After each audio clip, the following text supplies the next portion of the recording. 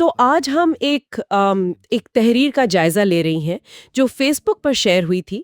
عنوان تھا ہمزاد حقیقت اور احتیاطی تدابیر۔ جی میں نے بھی دیکھی تھی۔ یہ کسی کی ذاتی کہانی لگتی ہے نا، جیسے کوئی اپنے عملیات کے سفر کے بارے میں بتا رہا ہو۔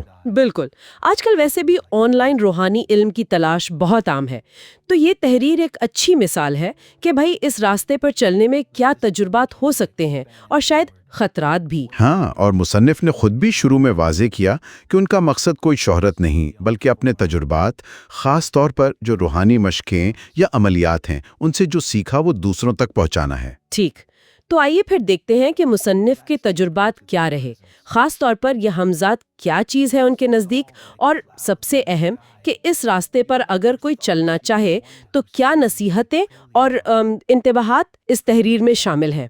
اچھا، تو مصنف بتاتے ہیں کہ شروعات فیس بک پر عام پوسٹ سے ہوئی، پھر آہستہ آہستہ عملیات، جیسے آپ کہہ لیں زیادہ سنجیدہ موضوعات کی طرف آ گئے۔ ہاں، انہیں بچپن سے ہی بزرگوں کی کہانیاں سننے کا شوق تھا، تصوف میں دلچسپی تھی۔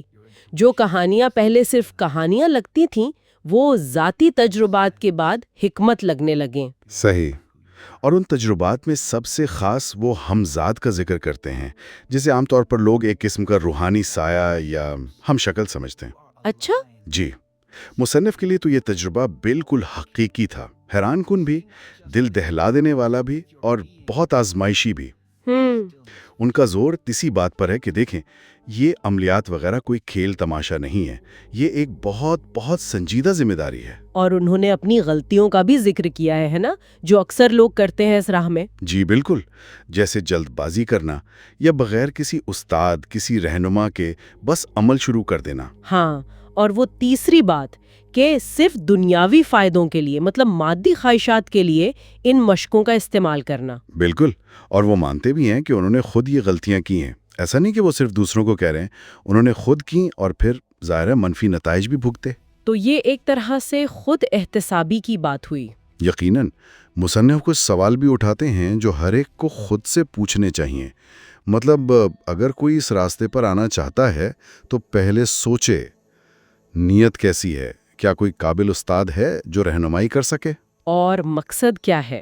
روحانی ترقی یا صرف دنیاوی فائدہ؟ جی، اور وہ بزرگوں کی باتوں کی اہمیت پر بھی زور دیتے ہیں۔ ایک محاورہ بھی استعمال کیا ہے، زبان خلق کو نکارہ خدا سمجھو، یعنی بزرگوں کی باتوں میں حکمت ہوتی ہے۔ اپنے بارے میں بھی انہوں نے تھوڑا بتایا ہے کہ شروع میں کتابوں سے سیکھا، ہاں، پھر مشق کی، اور بقول ان کے اللہ کے فضل سے کچھ خاص صلاحیتیں بھی ملی۔ لیکن ساتھ ہی یہ بھی واضح کر دیا کہ بھئی یہ علم کوئی فیس بک میسنجر پہ سیکھنے والی چیز نہیں ہے۔ نہیں، بالکل نہیں، اس کے لیے خود گہرائی میں اترنا پڑتا ہے، محنت کرنی پڑتی ہے۔ اور یہیں پر میرے خیال میں سب سے اہم وارننگ آتی ہے۔ جی، وہ ذہنی صحت والی بات۔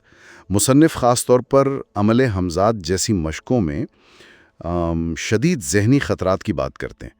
شیزوفرینیا کا ذکر ہے، التباس حواس یعنی ہیلوسینیشنز کا امکان۔ اوہ، یہ تو کافی سنجیدہ بات ہے۔ بہت سنجیدہ، اور وہ کہتے ہیں کہ بغیر کسی تجربہ کار رہنما کے جو خود ان چیزوں سے گزرا ہو، یہ مشقیں ذہن کو خطرناک حد تک غیر مستحکم کر سکتی ہیں۔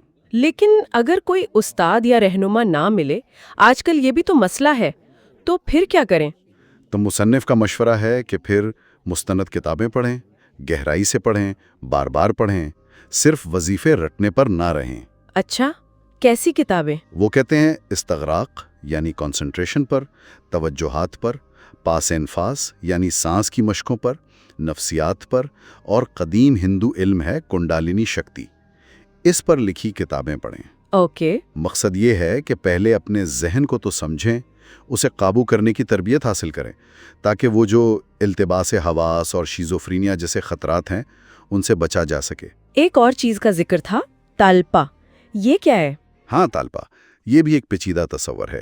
سمجھیں کہ ایک ایسی ذہنی تخلیق جسے قوت ارادی سے بنایا جاتا ہے۔ اچھا۔ جی، مصنف اس سے جڑے خطرات سے بھی خبردار کرتے ہیں اور مشورہ دیتے ہیں کہ اس راہ میں قدم رکھنے سے پہلے گوگل اور فیس بک پر #تلپا لکھ کر تحقیق ضرور کریں، اور ایک سعدیہ کامران صاحبہ کی تحریر کا بھی حوالہ دیا ہے۔ ٹھیک ہے۔ آخر میں انہوں نے یہ بھی صاف صاف کہہ دیا کہ وہ کوئی پروفیشنل عامل نہیں ہے۔ بالکل نہیں، نہ وہ شاگرد بناتے ہیں، نہ ذاتی پیغامات کا جواب دیتے ہیں۔ ہاں، اگر کسی کو سوال پوچھنا ہو تو وہ کچھ فیس بک گروپس کا نام لیتے ہیں، جیسے نابغہ گروپ، یا ایک حسن منصوری صاحب کا ذکر کرتے ہیں۔ جی، اور اپنی پرانی تحریروں تک پہنچنے کے لیے کچھ ہیش ٹیگز بھی بتائے ہیں، جیسے ہیش ٹیگ نسمہ سید جاوید وغیرہ۔